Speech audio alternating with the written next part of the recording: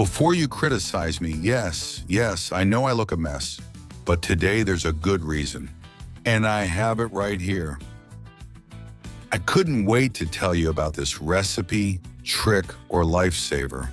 I don't even know what to call it.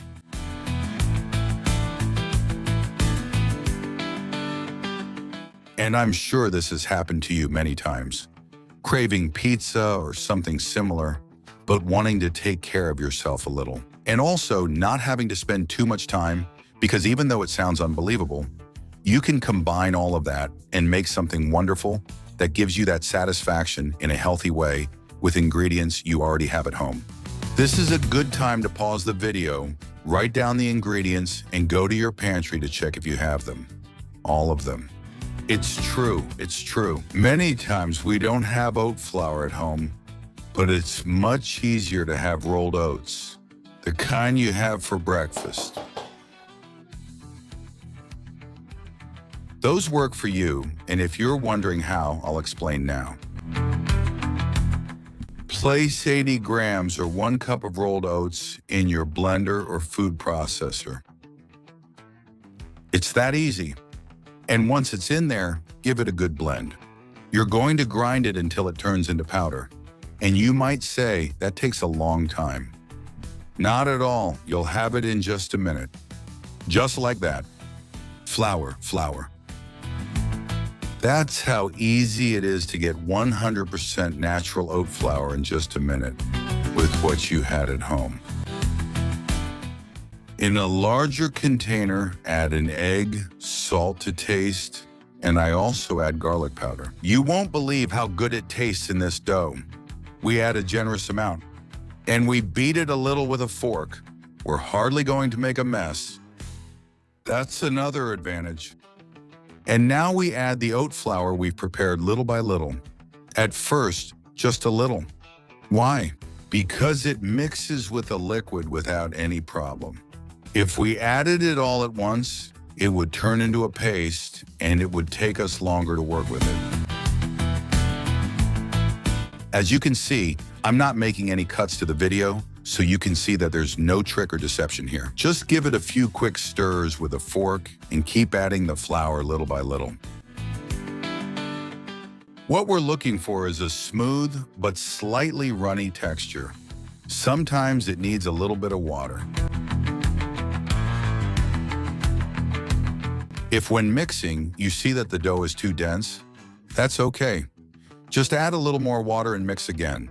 And if it needs a bit more, add a bit more.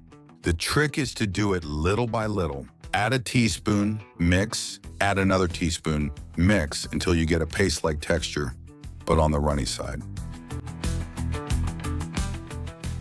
If you don't fully trust your non-stick pan, put a little circle of parchment paper on the bottom. That way it never sticks. We're gonna place the pizza dough on top. There it is. And thanks to that slightly runny texture, we can work with it. Why? Because we want it to be flat. So you have to give it a few taps and smooth it out, and smooth the surface. We'll put it on low heat, but covered. I always recommend something green on pizzas. It gives it a fresh touch. I put very thin slices of cucumber on it. I could also suggest, for example, zucchini. For me, it turns out much better than the typical arugula they put on top at the end. Because when it's a little warm, it gives it a fresh touch without overpowering the flavor too much. And it's also good on its own. Since it'll take at least 2 minutes before I flip it, I'll take the opportunity to prepare what I'm going to put on top of the pizza. To start, some fresh, thin slices of cucumber.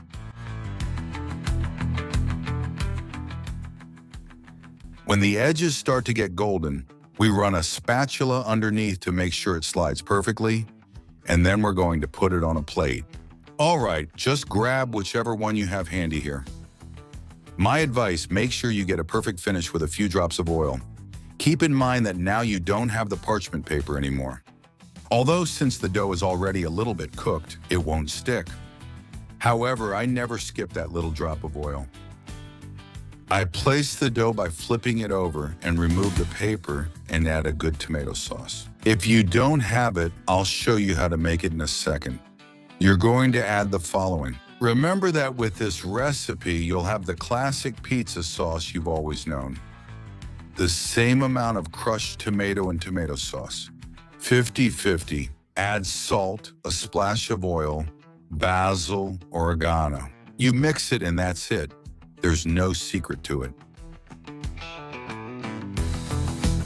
Cover the surface with that tomato sauce you like so much. Put a thin but even layer. You can do that very well with a spoon because you use the bottom part to spread it easily. Then you add cheese.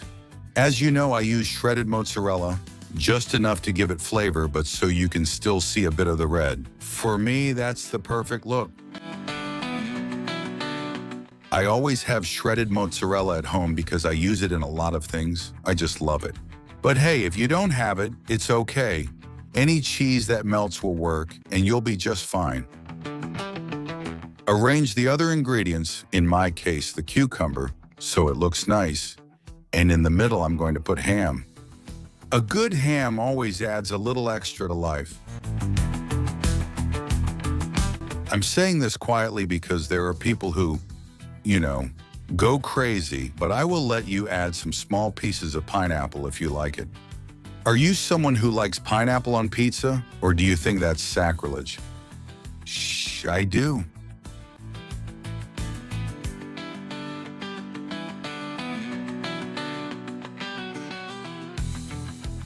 I like to put a little more cheese on top of each vegetable, and then it's time to put the lid back on and wait another couple of minutes.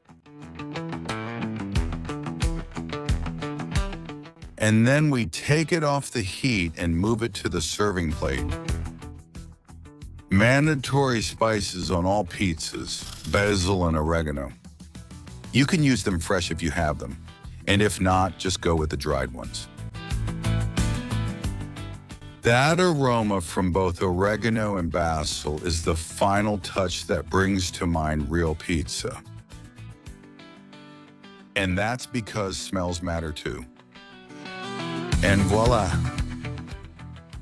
Time to enjoy it, and I'm sure some of you are curious. Not me, because I've done it before. What it definitely does is make me want to eat.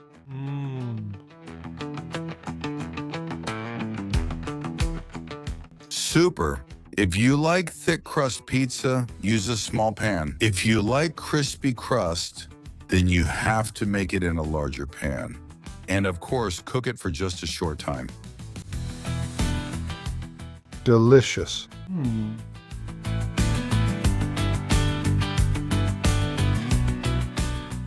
Today I Satisfy my craving? for pizza. Have a good time. I work just 10 minutes, and on top of that, I take care of myself. Absolutely amazing.